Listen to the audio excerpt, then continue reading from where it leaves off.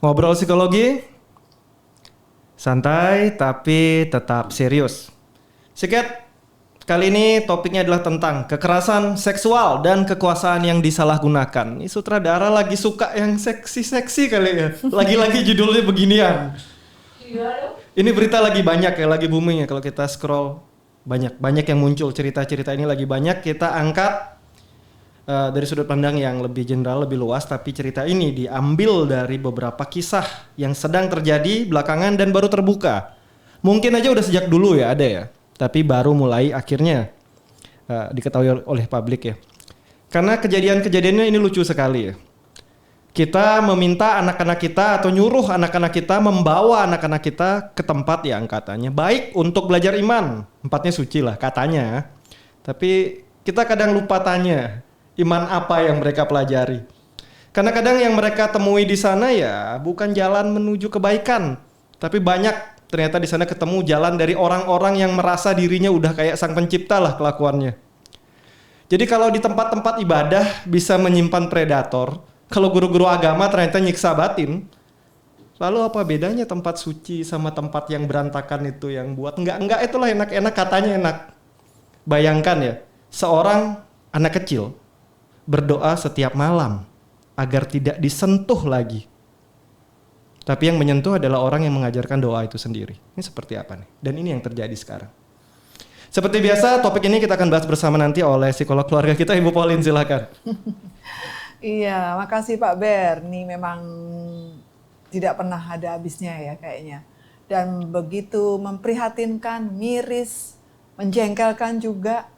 Kenapa orang masih punya perilaku atau kelakuan yang seperti itu? Ini dari kaum lingkungan perhewanan nggak ada ya kayak gini ya Pak? Nggak ada. Hewan aja lebih bagus kelakuannya. Ini nggak jelas ini udah. Hewan itu masih tahu aturan, tapi kalau hewan kan nggak belajar. Ini belajar tinggi-tinggi. Ya, akhirnya ya. Oke, mari kita bahas sama-sama. Oke, kita akan mulai segmen 1. Korban perkawasan gitu kan. Lapor polisi. Normal?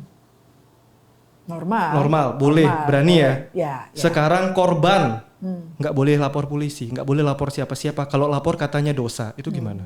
Nggak normal, nggak benar. Yang nggak benar, yang nyuruh atau korbannya? Yang nyuruh. Atau dua-duanya udah jadi nggak benar?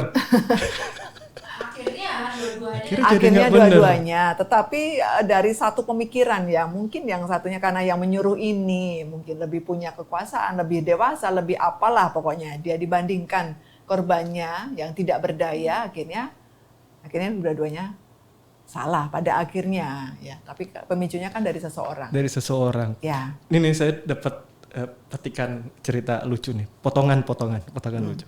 Kalau lagi ada masalah dibawa doa. Sehingga masalahnya bisa hilang. Setuju? Setuju. Ya. Hilang, Pak. Berkurang. Betul. Oke. Kita kaitkan sama kasus tadi. Korban pelecehan. Kamu doa aja nanti biar bisa disembuhkan, bener nggak? Lo bener kan? Tapi kan diekspresikan sembuh. Setuju nggak? Tapi statementnya masih sampai sini. Si korban diajak, ayo bawa doa yuk biar disentuh beneran oleh ya yang lebih baik, biar mungkin hatinya bisa memaafkan sehingga sembuh. Bener ya statementnya? Disentuh siapa nih? Disentuh dalam doa. Ini masih positif ini masih cerita baik ini. Nah, Oke. tapi yang nyuruh doa pelakunya Yang nggak sehat. ini yang terjadi. Ini yang nggak benar.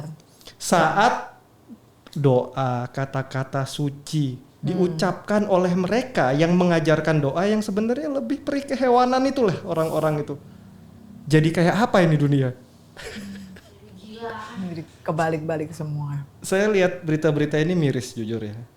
Miris jujur karena ini tempat seharusnya suci ya, tempat belajar, tempat ibadah, tempat mereka membangun keyakinan mereka. Tapi orang-orang di sana ternyata ya menjadikan ini sebagai sebuah tameng aja untuk kelakuan hewan dan bejat mereka.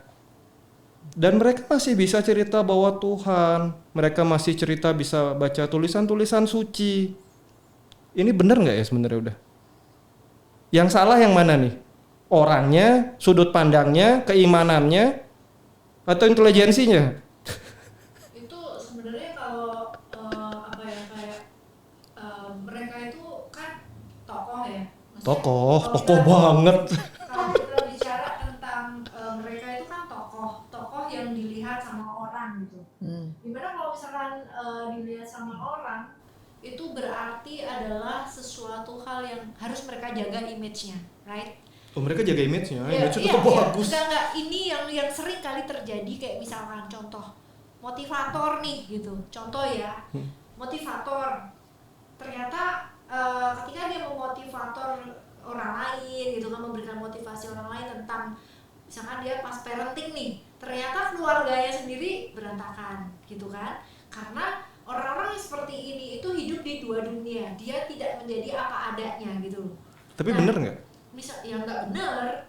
Kenapa? Kan dia sebagai seorang motivator atau pengajar atau guru berbeda dengan dia sebagai seorang individu pribadi. Kita harus pisahkan kan? Iya itu dia, makanya kalau misalkan gapnya terlalu jauh, artinya dia yang pribadi sebagai orang yang berimage A gitu kan, dengan kesehariannya dia yang berimage B gitu, ya itu pasti akan gapnya besar dan membuat hal-hal seperti ini mungkin terjadi gitu kan, karena ada kekosongan dari gap itu sendiri. Tapi kalau misalkan dia yang sebagai tokoh dengan image A, kesehariannya dia juga A, nah ini dia tidak akan stres. Ini ideal. Dia tidak akan Oke. dia nggak akan bikin hal-hal yang kayak begini gitu loh. Saya punya sudut pandang, tapi nanti kita dengar pandangan dari psikolog kita dulu deh.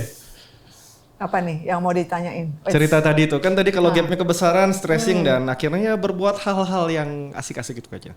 Iya, ya. Saya setuju sih pendapat Miss. Ya. Miss X, mistis. Bahwa ternyata orang juga kalau menurut saya yang seperti itu dia punya dua pikiran, dua kehidupan, itu ya yang satunya hanya pura-pura. Satu sebagai orang panggung mungkin ya, di acara-acara, atau menjaga image sebagai orang di luar, di masyarakat dan sebagainya. Satu sebagai dirinya sendiri yang memang ternyata punya kepribadian yang lebih buruk, lebih bobrok dari yang sering dia ucapkan, yang sering dia katakan di luar sana. Jaim-jaimnya tuh beda sekali, ya. Karena dengan keasliannya tuh muncul bahwa ternyata dia tidak seperti yang sering dia katakan di luar sana. Gitu. Itu betul-betul fake ya, palsu lah. Gitu. Jadi orang ini ya kepribadiannya bisa jadi mungkin dia punya kepribadian juga bisa, atau dia punya kehidupan yang satu memang satu tuh untuk mencari nafkah kali ya, dia harus seperti itu, jaga image itu, dia harus tampil oke lah, sempurna dan segala macam itu, karena itu yang dia butuhkan, hasil dari kepalsuannya itu yang dia butuhkan. Tapi ke dalamnya ternyata dia berbuat sebaliknya. Oke. Itu yang nggak benar sih. Boleh kasih sudut pandang dikit nggak? Saya hampir setuju tapi nggak 100%. Oke. Hampir setuju ya. Ya. Kan dia punya kayak tadi, punya pekerjaan lah ya. Dia punya image yang harus dia jaga. Benar, setuju, karena dia harus profesional di pekerjaan dia. Contoh kayak tadi mungkin motivator, para guru-guru dengan ilmu tinggi itu ya, mereka harus profesional di sana. Kemudian di rumah ya dia sebagai seorang manusia, nggak lepas dari salah atau apapun ya, itu sebenarnya nggak ada masalah. Boleh punya dua identitas, dalam artian ya dia punya identitas dia sebagai seorang profesional pekerja lah ya. Yang masalah adalah dia membawa kekuasaan dia, image dia untuk jadi predator, itu yang masalah. Jadi kalau kayak yang tadi mungkin ya dia motivator, trainer atau apapun lah ya, parenting, keluarga dia tapi acadul, berantakan gitu. Nggak apa-apa, itu keluarga dia. Ini kan anak orang yang disikat. Yeah. Problemnya kan itu.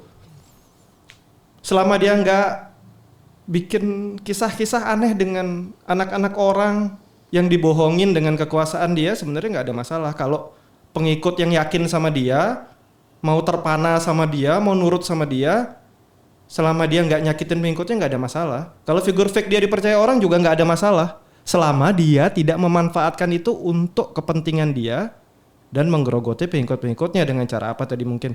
Kebetulan mungkin yang kita bahas kali ini ya tentang kekerasan seksualnya, ya kan? Kalau mungkin di topik lain nanti kita podcast menggerogoti dari sudut pandang apa materinya, mungkin itu banyak kan kapan dari kasus tipu-tipu kedok agama, luar biasa itu yang nyumbang gila-gilaan, masih percaya jualan iman banyak. Belakangan kan lagi booming tuh, jualan apa yang enak, jualan iman aja enak. Kenapa? Orang kita gampang banget percaya, masuk zona kepercayaan apa aja dikasihin. Padahal kan yang kita berdoa sama-sama nggak minta macam-macam. Kalau mau memberi mungkin lebih memberi kepada mereka yang butuh ya, bukan memberi kepada mereka yang udah kaya-kaya, itulah yang di puncak itu. Dengan alasan makin banyak sumbangannya, makin besar kesempatan untuk dilepaskan mungkin kesalahan dan dosa-dosanya. Masuk surga. Jangan ngomong surga. Ya. Oke. Ini mereka kan akhirnya, ini kan yang diangkat topik ini mereka yang tinggal di sebuah tempat kayak asrama gitulah ya. Ya. Mereka makan di sana, tidur di sana, tinggal di sana, setiap hari didoktrin. Dan tiap hari juga dilecehkan. Lama-lama jadi terbiasa nggak sih dengan pelecehan? Terbiasa ya, terbiasa tetapi itu tidak sehat. Ya, bisa jadi terbiasanya itu karena terpaksa. Ada ancaman lah mungkin, atau ya mereka tidak berdaya karena si orang tua mungkin sudah menyerahkan semuanya ya, memberi kepercayaan sepenuhnya kepada ya tokoh-tokoh ini. Jadi dia merasa anak kecil kan, apa sih yang bisa saya lakukan? Saya seorang anak kecil yang tidak berdaya atau apapun, dan orang tua itu lebih percaya kepada tokoh ini yang mungkin kalau dia akan terbuka, dia akan cerita, orang tua lebih mempercayai si pelaku mungkin ya. Oke. Gitu, ya. Kan begini ya, mereka kan di sana tunduk dan taat ya. Salah satu bagian dari ya aturan sebuah keyakinan adalah ketaatan. Mereka kan taat sama guru-gurunya. Biarpun mereka dilecehkan, mereka kan taat. Berdosa nggak mereka? Berdosa nggak ya? Ikut berdosa kali ya. Kan Karena taat mereka taat tapi sesuatu yang nggak benar, gitu loh. Berarti Kan ini nggak ketaatan benar. harus dengan sesuatu yang benar. Ya menurut saya begitulah. Kalau secara iman, secara umum kebenaran itu bagaimana? Kan katanya kalau kamu taat aja nurut sama X gitu, kamu pasti keimanannya bagus surga lagi. Tapi ketaatan yang bagaimana ya? Nggak segampang itu kita menyatakan bahwa kita harus taat nggak? Kalau ada seorang pasangan suami istri harus taat kepada suaminya yang begitu semena-mena dan segala macam, apakah itu harus kita pertahankan? Berarti ketaatan Ya. buta itu juga nggak benar gitu ya mungkin ya Bu ya. Menurut saya nggak benar. Karena ya orang punya hak untuk hidup juga. Punya hak untuk membela diri ya. Betul. Pada saat tertentu ya kalau dia merasa terancam dengan itu, secara nalar seorang anak itu juga punya pola pikir yang sehat kan mestinya. Walaupun dia mungkin didoktrin ini itu yang nggak benar, tetapi ada sisi sehatnya yang dia harus mengungkapkan itu semua. Oke. Nah itu harus punya keberanian dari situ. Kita dapat sebuah poin menarik ya. Taat itu boleh. Ya, teman-teman di luar sana ingat, taat itu boleh, tapi taat yang benar. Pakai logikanya, jangan bodoh, ya kan? Belajar, apalagi kalian juga, saya rasa sekarang media untuk belajar udah ada banyak ya. Taat itu benar selama taat yang benar dan masuk akal. Browsing lah, cari-cari ketaatan yang baik. Ya. Jangan langsung telan mentah-mentah. Karena banyak sekali dimanfaatkan ketaatan penuh, keyakinan mutlak, ternyata jadi apa? Jadi sebuah jalan untuk melakukan hal-hal nggak baik, salah satunya pelecehan. Kita lanjut lagi nih ya. Oke. Bagaimana caranya nih dari sudut pandang psikologinya nih, tempat-tempat tersebut yang banyak itu ya, malah bisa membuat si korban jadi merasa berdosa kalau nggak nurut. Jadi nanti jiwanya katanya nggak selamat kalau nggak nurut. Nurut untuk dilecehkan. Ya. Caranya gimana nih? Cara Ya, otak-atik ini- pikiran anak-anak Ini bocil-bocil. pinter-pinternya si pelaku untuk memberikan doktrin ini ya. Jadi pelakunya hebat-hebat ya. Iya, pelakunya hebat. Pintar-pintar. Artinya hebat dalam cara pemaksaan doktrin ya, melakukan apa? Penjahat berjubah lagi nih. Jadi membuat anak dia sudah mungkin mempelajari begitu caranya ya tentang jiwa anak dan sebagainya. Dengan kebutuhan berkuasanya, dengan otoritasnya, dengan superioritasnya. Akhirnya dia melakukan itu. Itu gimana caranya nanti supaya menekan anak, anak tidak berontak, anak tidak melawan, menentang ya dengan cara apapun. Dia mungkin sudah mempersiapkan itu ya. Alih-alih nih ketaatan seperti tadi yang dibilang, toh dia ini kan ya seorang tokoh yang dihormati, orang tuanya aja percaya banget menyerahkan anaknya. Oke. Gitu. Saya baca-baca berita ini saya dapat konsep-konsep yang mungkin banyak diambil ya. ini banyak yang diangkat adalah tentang konsep dasar surga, neraka. Perlu nggak sih menanamkan konsep ini ke anak-anak sejak dini? Tentang tempat namanya surga, tentang tempat namanya neraka. Kamu harus menuju surga dan harus menghindari neraka. Ditanam sejak kecil dan akhirnya dijadikan sebagai alat untuk kebejatan mereka. Ya. Secara psikologinya konsep surga neraka ini perlu nggak kira-kira kita Iya. tanam? Kalau untuk anak yang masih kecil mungkin masih terlalu abstrak ya untuk mereka. Membayangkan surga seperti apa walaupun mungkin sudah dijelaskan dengan kata-kata bahasa mereka, neraka seperti apa mungkin agak susah. Tetapi kalau diperkecil lagi, dipersederhanakan lagi dengan kata kebaikan dan kejahatan mungkin akan lebih mengena ya. Cuman alih-alih lagi tadi, kalau seorang tokoh itu mengatasnamakan surga dan neraka, ya sebetulnya dia di posisi mana? Mereka mereka penguasanya kok. Ya, itu dah makanya. Sekarang Dia kuasa kalau dia mengatakan ini karena untuk surga dan neraka kamu harus taat dan nah dia di posisi mana Kan sebetulnya? pelaku-pelaku ini merasa makhluk paling suci di dunia, bahkan udah mirip Tuhan ya. Tapi bejat. Tetap kembali lagi, tapi bejat. Cuma mereka selalu pakai jubah sok suci. Banyak. Kira-kira orang-orang ini kan yang mengajarkan tentang berdoa, tentang iman, yang mana yang baik, yang mana yang buruk. Kalau dia melakukan pelecehan itu baik karena dia kan suci. Dan akhirnya kan konsep yang kita tanam tentang surga neraka ini jadi satu bumerang yang akhirnya membuat anak, oke, kalau aku meladeni dia, aku jadi suci nih. Padahal lagi dilecehkan. Apa sebaiknya dihapus saja konsep itu, nggak usah? Sudut pandang psikologinya ya. mungkin lebih ke berbakti ya, merasa berbakti gitu. Nah ini berbakti sama gurunya. Itu udah. Dengan memuaskan gurunya. Ya, justru itu si pintar sekali yang ini apa Kan kalau pelaku memberikan pemahaman ya, doktrin-doktrin seperti itu, apapun kalimatnya, yang penting nih anak ngerti. Oh iya, oke deh, aku menerima, aku diam aja, aku nggak usah banyak bicara, nggak usah berontak, nggak usah ngomong juga kepada siapapun, apalagi kepada orang tua. Yang penting nih aku nanti jadi suci lah. iya kan di sana mereka kebanyakan merasa kebal hukum. Ya, Karena mereka punya hukumnya sendiri. ini hukumnya sendiri. Hukum kerajaannya sendirilah. Berarti bukan hukum negara ya? Bukan, nggak ada. Hukum negara nggak bisa nyentuh.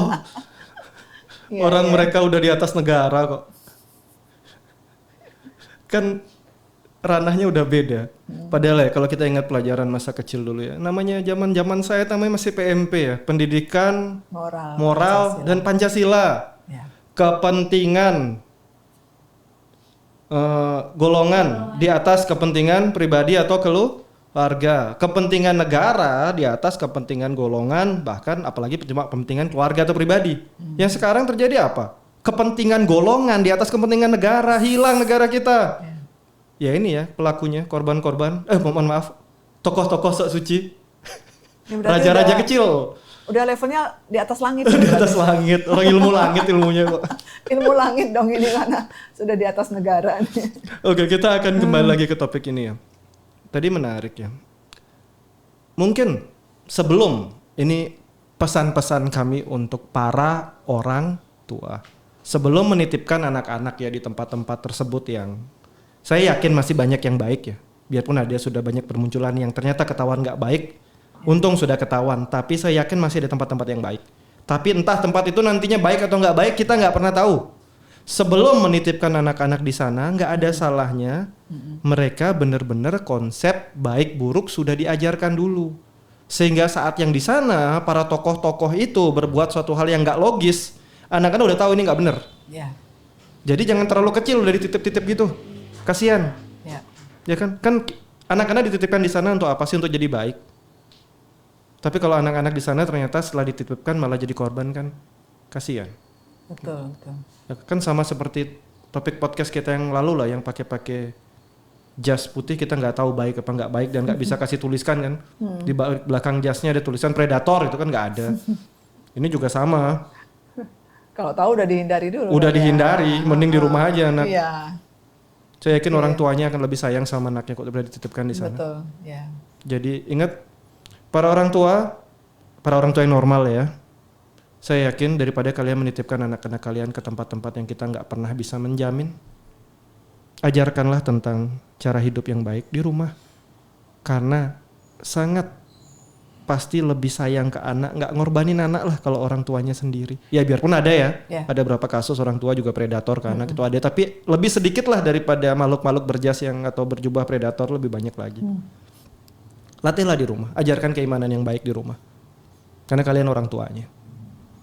Setelah memang udah yakin, sudah mantap, sudah kebentuk pola pikirnya ya, kalau dari sudut pandang teori psikologi pikiran di atas usia 12 tahun lah kalau mau diletakkan. Critical factor udah jadi, belief system udah kebentuk, sudah bisa membedakan lah yang logis. Biarpun peluang-peluang jadi korban masih ada. Ya. Tapi sudah paling tidak sedikit tereliminasi. Setuju. Ya. Kemudian ini juga kisah nih ya. Saat anak melapor ke orang tuanya, ya kan? Orang tuanya malah bilang, ya sudah sabar aja diterima. Buat orang tuanya, nama tempat atau nama gurunya di sana jauh lebih penting untuk dijaga daripada kehormatan anak-anak mereka ini. Sakit jiwa nggak ya? Sakit. Sakit jiwa. Sudah langsung itu, ya bukan sakit jiwa yang sudah kronis atau parah, tetapi pola pikirnya yang terpengaruh. Artinya kan mungkin masih ada bayang-bayang ini orang nggak mungkin bisa dilawan deh, gitu loh. Nah, orang yang begitu penting, orang yang begitu berpengaruh dari mungkin tempat pendidikannya atau asramanya dan orangnya sendiri secara sosial juga luar biasa. Banyak orang yang bilang, "Wah, ini hebat, luar biasa, bagus," gitu dan semuanya. Ya, apa sih ya? Menurut mungkin seorang orang tua juga bisa berpikir, apa sih saya ini? Siapa sih saya ini? Mau melawan mereka, melawan dia yang begitu luar biasa. Justru nanti mungkin saya akan lebih dicemoohkan, mungkin malah dituntut balik dan sebagainya. Sehingga ya akhirnya dia meredam semuanya itu, meredam emosinya, meredam segala keinginannya yang walaupun dia tahu sebagai orang tua sebetulnya harus melindungi anak-anaknya. Tapi justru dia membiarkan itu, ya, membuat anaknya menjadi yang nggak tahu apa-apa nih dianggapnya. Nggak apa-apalah, namanya anak sudah jadi korbannya, sudah nanti akan hilang dengan sendirinya. Anak-anak akan lupa dengan pertumbuhannya, dengan mengenal teman yang lain, atau pindah sekolah atau apapun itu, suatu saat akan lupa. Dipikirnya begitu. Dan akhirnya yang terjadi kan ya nggak seperti itu. Tapi keren ya tempat ini. Pak Sutradara pindah sana aja tah. Jadi predator dilindungi. Nggak bisa sekarang ada ke TikTok, ada sebut nama, ada ya banyak platform sosial akan bisa dicari, akan dipublikasikan, nggak kayak dulu. Betul. Jadi untuk para predator yang selama ini bisa bersembunyi dengan nyaman, hati-hati ya, sebentar lagi kalian siap-siap. Ya, betul. Karena netizen lebih luar biasa daripada kalian ya. Apalagi yang sekarang para korban udah berani speak up ya. Oke, kita kembali ke segmen selanjutnya ya. Ini kita masuk ke sudut pandang psikologi korban ya. Kalau masalah hukum atau pencari-carian nangkep-nangkep tuh kita serahkan sama netizen lah, sama pihak berwajib yang punya kuasa di sana ya. Kita akan masuk ke sudut pandang psikologinya. Anak-anak ini kan berada di zona kepercayaan yang sangat tinggi. Ya kan? Dan akhirnya saat mereka tahu mereka disakiti, terlukanya pasti lebih sakit karena pelakunya adalah mereka yang mereka percayai, orang-orang yang mereka yakin bahkan mungkin 100 atau 1000% karena mereka nurut sekali. Tapi namanya manusia ya. Akhirnya mereka sadar ada yang nggak benar nih, ya kan? Nah tapi mereka kan sudah pernah masuk zona kepercayaan, di mana zona itu yang dicacati ya, dilukai, masih bisa disembuhkan nggak? Gimana caranya? Masih bisa ya dengan apa? Artinya mungkin banyak korban bisa saling cerita ya di situ. Pasti namanya orang itu persepsinya beda-beda. Satu dua anak atau beberapa anak mungkin masih bisa diam, tetapi pasti ada di antara mereka yang nggak bisa tenang, nggak nyaman, nggak bisa nih seperti ini didiamkan dari faktor keluarga mungkin ya, yang terbiasa bicara, terbiasa mengungkapkan dengan hal-hal yang jujur dan sebagainya. Nah, dia akan speak up dari situ. Nah, dari hasil speak up itu, dari hasil keterbukaan mereka kepada orang yang dipercaya, kalaupun pada orang tua sudah nggak percaya, mereka bisa cari orang siapapun di luar yaitu yang bisa. Kan problemnya begini sekarang, kita butuh bantu mereka untuk sembuh, ya kan? Tapi mereka yang menyakiti adalah mereka yang pernah jadi figur otoritas yang kalau kita mungkin profesional seorang psikolog gitu ya. Pasti nilai kepercayaan ke psikolog sama mereka yang di ranah suci ini jauh udah. Ya. Kita masih di level manusia lah, kita Oke. belum bisa. Kalau yang di sana aja ternyata pengkhianat dan jadi pencabul, apalagi cuma kita, mana bisa didengar. Nah ini loh kisah-kisah ini loh. Cara masuknya seperti apa ya kira-kira? Kita beri pendekatan sama mereka ya. Artinya kita menerima apa adanya, jangan memaksa juga dengan cara kita, dengan cara preventif, dengan pendekatan yang baik, yang halus, yang lembut, supaya yang pertama itu kita cari kepercayaan dari mereka dulu, bahwa kita tuh orang yang benar ya. Kita adalah manusia bukan dewa ya. Jadi karena mereka udah tingkat dewa ya, kita betul-betul masih berpijak di tanah. Dan artinya yang akan membantu mereka menerima apa adanya, mereka berhak akan didengarkan apapun kondisi mereka, seburuk apapun mereka, kita akan menerima dia. Dan dari situ kita akan melakukan perlindungan, membantu mereka, entah dengan terapi, entah dengan apapun. Nah, kepercayaan ini yang harus kita bangun pada mereka. Walaupun mungkin ada beberapa anak yang sudah pada taraf 50% lebih percaya kepada para dewa ini. Nah, kita pelan-pelan dengan berjalannya waktu, proses itu akan terjadi dan kita akan mendapatkan kepercayaan juga dari para korban. Masih ada harapan ya, masih ada kesempatan. Masih Jadi ada kita akan harapan. masuk ke sudut pandang ya secara betul. secara dari sudut pandang manusia lah ya, karena kita kan bukan orang suci ya. Ya, dan memang tidak mudah ya itu ya. Tapi kita juga perlu bantuan dari mungkin dari masyarakat, tokoh masyarakat dan juga tokoh-tokoh yang benar ya. Betul. Karena kalau kita sendiri pasti nggak mungkin. Karena siapa sih kita orang yang baru dikenal ya, yang sudah dikenal lama saja melakukan hal itu ya. Apakah kita bisa dipercaya? Kita harus mencari approach dengan mereka. Nah, kita cari bantuan lewat tokoh-tokoh masyarakat di situ untuk memberikan kepercayaan bahwa kita akan bisa kita membantu. Bangun ulang kembali ya. Ya. Jadi kita sangat butuh nih bantuan teman-teman netizen di luar sana. Tolong publikasikan tokoh-tokoh berbahayanya sehingga tokoh-tokoh yang benar, yang baik bisa bantu untuk turun. Ya. Tolong sebanyak mungkin dicari informasinya lah. Ini predator, munculkan fotonya. Ya, yang banyak. Jadi kita tahu mau konsulnya kemana. Karena kalau udah yang predator kan kita udah langsung eliminasi ya. Dan yang bisa membantu ya para sahabat yang aktif di luar sana untuk cari berita, cari informasi. Sehingga nanti jadi tahu harus tanyanya ke siapa, dibimbingnya sama yang mana, yang benar. Karena kalau enggak kan kasihan ini. Ya, betul. Karena ini banyak ya keluarga, anak bilang pulang, saya mengalami pelecehan seperti ini, disuruh itu.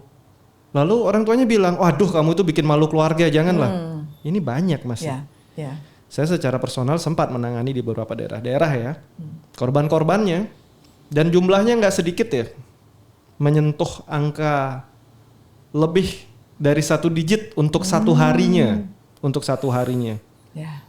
Dan waktu itu saya kurang lebih menerima secara personal untuk berbicara, konsultasi ya. Dari mungkin 1.000 orang yang saya temui, sekitar 600 orang, 60% mengalami pelecehan di institusinya. Ini luar biasa ya. Ya, memprihatinkan. Jadi apakah komunitas-komunitas yang ada di sana kan juga banyak ya, komunitas-komunitas yang bantu untuk pemulihan ya. Tapi masih ada ketakutan. Kenapa? Karena komunitas yang bantu untuk menyembuhkan ini malah ditekan oleh pihak-pihak penguasa tadi. Sehingga gerak kita benar-benar susah. Terbatas ya. Sangat terbatas. Karena citra kita yang dirusak juga sama mereka. Kan kita bukan makhluk suci. Mereka makhluk suci.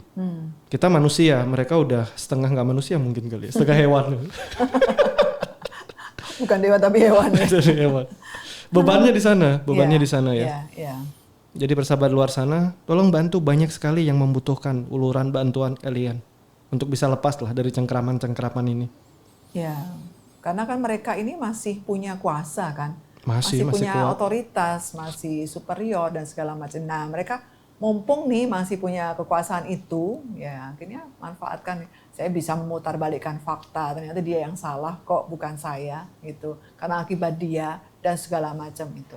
Walaupun sebetulnya terbukti korbannya begitu banyak, ya hampir sama istilahnya alasannya kenapa dan segala macam, tapi namanya orang juga masih kuasa, ya sudahlah saya masih ada uang untuk bisa membayar mereka, menutup mulut mereka dan sebagainya. Itulah itu yang kadang-kadang masih membuat kita prihatin ya. Masalah kejiwaan ini bisa dibayar dengan sekian juta atau puluhan juta atau gimana yang mungkin nggak akan hilang nih seumur hidup.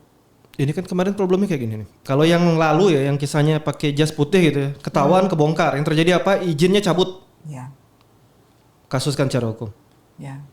Ini yang terjadi adalah kebongkar, malah dilindungi oleh tempat dia. Ya. Kalau mau dicabut izin apa? Nggak punya izin. Izin apa? Iya, betul, nggak ada izin. Kan izinnya bukan dari kita, izinnya Ya. mungkin dari tempat yang jauh di sana lah. Ya. Institusinya beda. Perlu nggak sih mereka tuh distandarisasi biar ada izinnya gitu? Oh boleh, sangat Iya, perlu nih. biar nggak kayaknya. setengah hewan gitu. Atau perlu mungkin dibuat teman-teman yang dari psikolog dites EQ-nya sedikit gitu, mungkin intelijensinya di bawah rata-rata tapi sok pinter, kan banyak tuh. Nggak Izin. pinter tapi merasa pinter dan dipercaya pinter, jadi Ya. masalah ini. Ya, ya, Orang-orang berkedok pinter tapi tidak ada intelijensi yang baik, ya. tidak ada budi yang baik, tidak ada pengetahuan yang layak, mungkin butuh standarisasi ya. Ya, karena kan kadang-kadang pengetahuan instan itu dengan mudah deh. Iya, itu kalau Sekarang yang banyak orang instan-instan. pintar karbitan ya, lihat 1-2 podcast atau apapun itu merasa, wah aku udah ahli. Dengan mengumpulkan semua referensi atau apapun itu gitu ya. Ada Kita lagi bisa dibawa ke ranah penasaran. gaib, tiba-tiba jadi sakti dalam semalam gitu, padahal halu. Salah lagi. Ya ini ya banyak ya, nggak ada pengetahuannya, sersing-sersing dikit, bilangnya dapat bisikan alam lain dan merasa udah jadi orang pinter. Pinter berhayal. Ini banyak nih, banyak belakangan. Pinter bohong. Pinter bohong. Yang dibohongin percaya. Ini Percaya. saya bingung. Iya. Yang Sekolah seharusnya pinter-pinter percaya. memberhentikan ya dari komunitasnya sih, nggak ada yang lain. Nah komunitasnya ini apa nggak tahu juga. Iya, standarisasi masing-masing community perlu sekali. Perlu. Kita seleksi lah, karena kan tokoh-tokoh ini akan jadi tokoh yang membentuk nantinya generasi muda kita ya. Kalau dari kecil kita dididik sama tokoh-tokoh yang diragukan secara pengetahuan hanya karena dipercaya pintar, dipercaya punya pengetahuan, tapi tidak pernah diuji standarisasinya, Ya, repot juga. betul, Harus ada standarisasi. betul. Kan kita hidup di zaman yang serba modern, di mana informasi sekarang mudah. Tinggal lihat layar, lihat keyboard, ketik dikit keluar. Kalau dulu susah, cari buku nggak segampang sekarang. Kalau dulu beli buku kita tunggu datang atau kita harus ke toko buku. Kalau sekarang kan tinggal klik masuk. Tinggal sekarang kitanya mau belajar atau nggak mau belajar. Ya, betul. Kan banyak sekarang karena merasa instan, gampang, nggak usah belajar lah. Ntar pakai sistem kebut baca dikit gitu.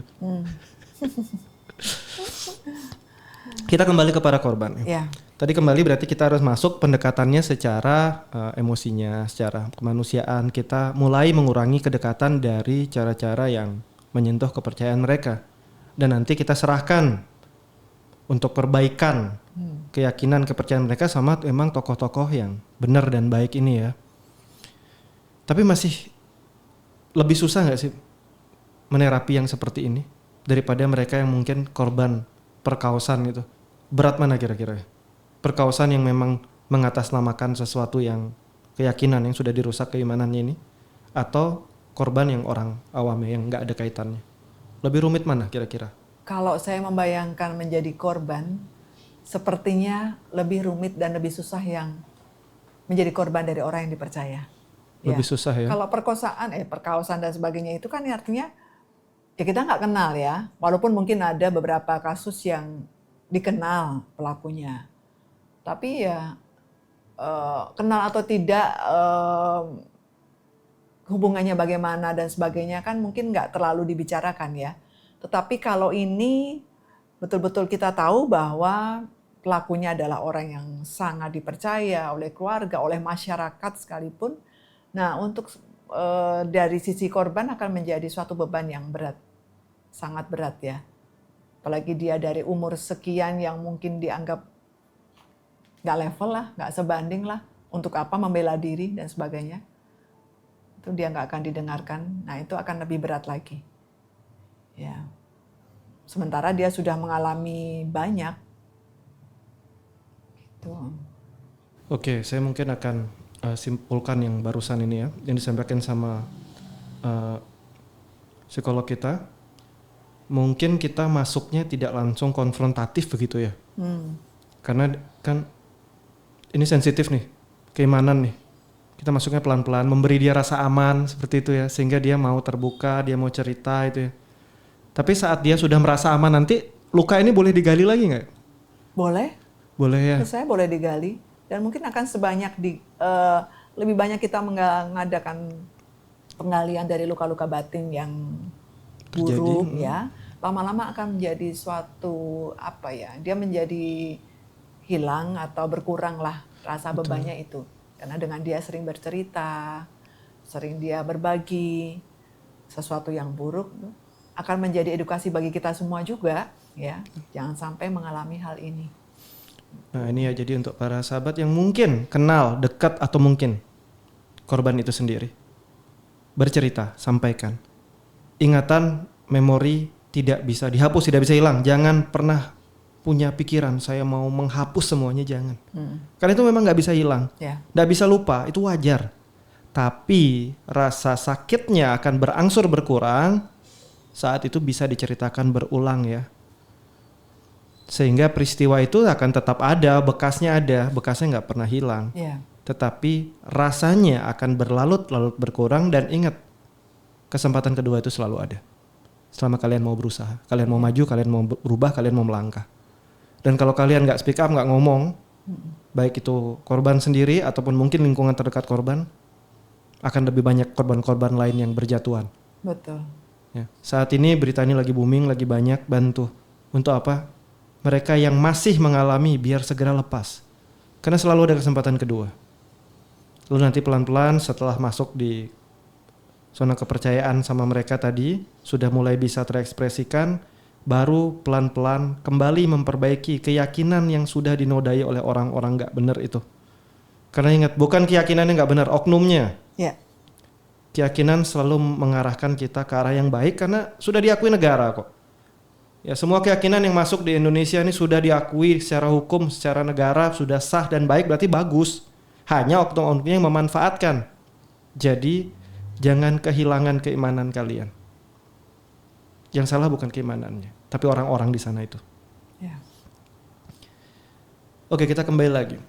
Untuk para korban, ada pesan apa Ibu? Kembali ke seperti yang sudah saya utarakan bahwa korban harus berani untuk bicara, ya.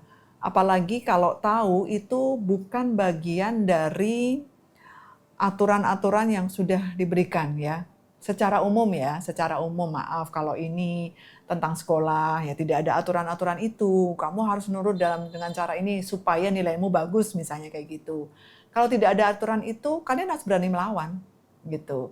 Terus mungkin di bagian keyakinan atau apapun itu, kalau kalian memang tahu itu tidak ada aturan seperti itu, kalian harus berani melawan. Ya. Bagaimanapun cara kalian, walaupun maaf mungkin sampai akhirnya kejadian, tapi kalian harus betul-betul berani untuk mengungkapkan itu. Karena supaya tidak ada korban lagi di kemudian hari, dan orangnya juga menjadi jera gitu ya. Karena orang menjadi sewenang-wenang karena kekuasaan salah satunya, karena posisinya, karena jabatannya, karena dia lebih unggul, lebih tahu, lebih berpendidikan mungkin, dan sebagainya. Harus berani bicara. Oke, luar biasa. Harus berani bicara ya. Dan ingat, untuk para sahabat yang mungkin para korban, kalian tidak harus cepat sembuh. Kalian tidak harus memaafkan. Karena memang rasanya sakit dan masih luka. Urusan maafkan itu urusan nanti, dan tidak bisa memaafkan pun tidak apa-apa.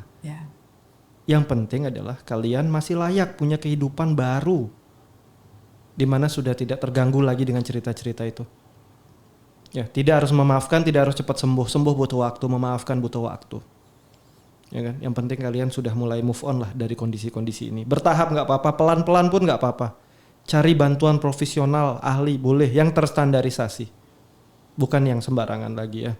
Ingat, kita punya standarisasi, boleh psikolog terdekat, psikiater terdekat yang memang paling tidak sudah punya kode etik.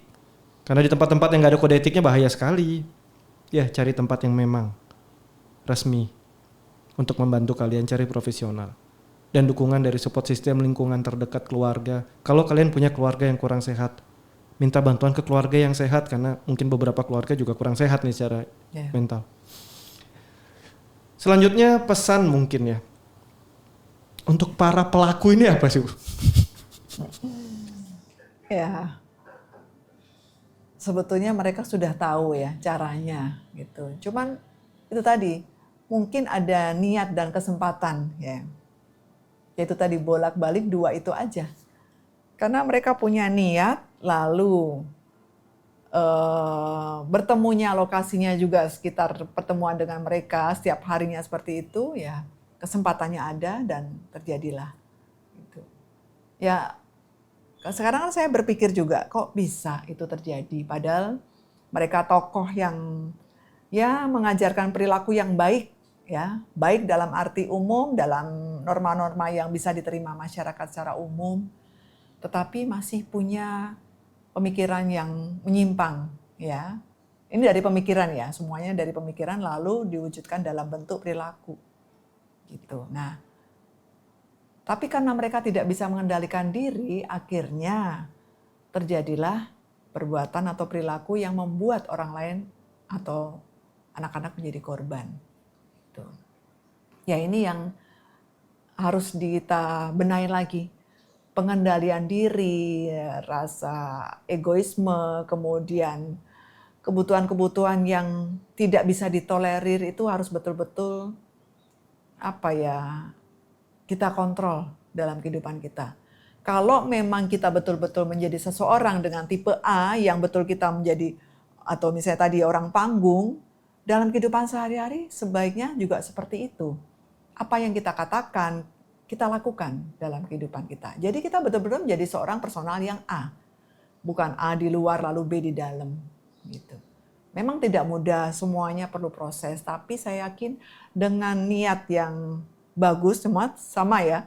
Niat dan kesempatan ada sesuatu yang bisa untuk sesuatu yang baik dan negatif. Gitu, positif dan negatif. Nah kalau kita punya niat yang baik dan kesempatannya juga ada untuk melakukan niatan itu, pasti akan terwujud juga.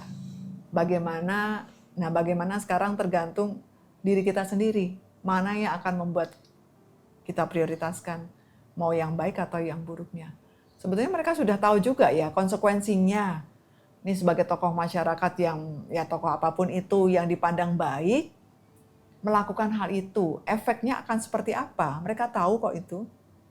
Cuman itu tadi, mungkin kemanusiaannya sudah hilang sehingga yang muncul adalah itulah ya. Oke, terima kasih Ibu Pauline. Ya. Ini pesan untuk para predator yang masih berkeliaran di tempat-tempat berburu kalian. Ingat, mungkin sebentar lagi foto-foto kalian akan muncul. Dan tadi menarik sekali dari Ibu Pauline. Ya sebelum kalian sibuk memberikan pengajaran dan perkuliahan kepada orang-orang lain, kepada anak-anak didik kalian, nggak ada salahnya lah mengkuliahin pikiran sendiri, jiwa sendiri, hidup kalian sendirilah dulu kuliahin. Bener dulu lah, baru ngajarin kebenaran. Memang ada banyak cara menjadi guru ya. Tapi ingat, seorang guru yang baik adalah guru yang bisa menerapkan ajarannya kepada siapa, dirinya sendiri. Ya kan? Yeah. Dan ingat, nggak ada ilmu instan, belajar. Mumpung belum ada standarisasi, nanti kena standarisasi tereliminasi. Belajar dulu yang benar, jangan kebanyakan berhayal. Ilmu itu nggak semalam bisa, tapi dari sesuatu yang kalian pelajari. Kan kalian masih manusia, beda sama yang udah nggak manusia yang tiba-tiba wow itu. Masih punya kaki, masih butuh makan. Jadi belajarlah seperti seorang manusia. Nggak perlu jadi makhluk lainnya lah ya. Atau mau ikut saya kembali ke hutan? Aturannya nggak ada. Yang kuat yang berkuasa ya. Iya, memang tempat hewan-hewan di sana. Nggak apa-apa. Apapun itu, pokoknya yang kuat dia berkuasa. Iya. Iya. Ini yang hewan aja belajar pakai baju kok. Hewan belajar berperilaku seperti manusia, lebih baik daripada manusia pakai baju perilakunya kayak hewan.